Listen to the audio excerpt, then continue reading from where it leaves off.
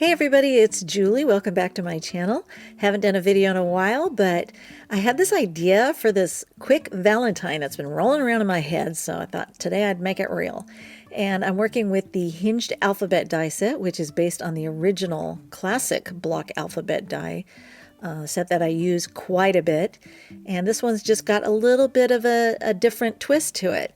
So I've taken a quarter sheet of pale pink cardstock and anchored that down onto my work surface with magnets, and I'm using a ruler to line up my alphabet dies here. I want to have a 1/4 inch from the left hand side of this panel.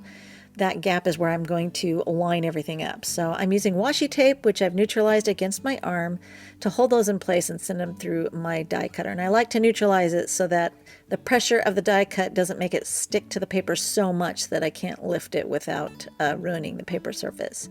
Now for the second row of letters, I had to take my ruler and flip it upside down because the imperial markings are on the one side, but then it's metric on the other. And I was like, what? I need my 1/4 inch. So the only way to do it is to flip the ruler upside down.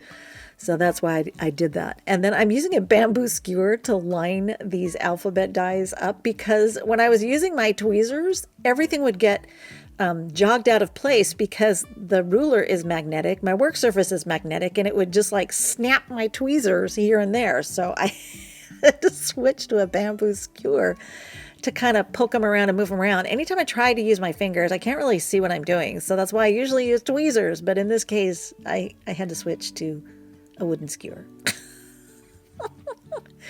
So now I'm taking an old Starbucks card here and just creasing those fold lines that are the hinges on this alphabet set so that whatever's behind is going to peek through.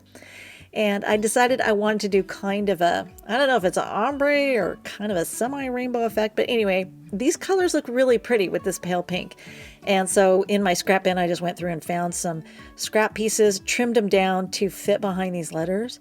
And then I'm going to grab my Zig 2-way glue pen to get into all those nooks and crannies and tight spots because I want this, all of those secured firmly to these strips of cardstock. And it's okay if they overlap, you know, they're a little bit too tall, but there's not going to be any gaps where they show through each row of letters. So each one has its, you know, its own color, and you don't have to worry about anything peeking out that shouldn't be peeking out. And then on the back side of this, after it's all dry, I'm going to take some double-sided sticky tape, apply that to the perimeter, and also a couple strips there to the center. I'm going to partially remove the liners from the perimeter, but I am going to remove it completely from the center.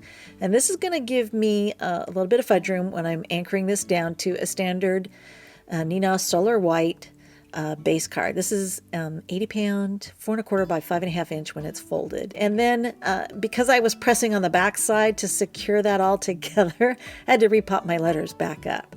And then I felt like it needed just one more little touch. So I grabbed my corner rounder here. This is the We Are Memory Keepers corner chomper, and just did a 1/2 inch radius corner round on 2 opposing corners. And I think this really makes a super fun and modern kind of Valentine.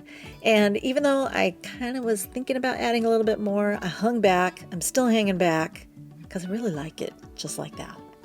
Anyway, I hope you enjoyed. Thanks for watching, and I'll see you next time.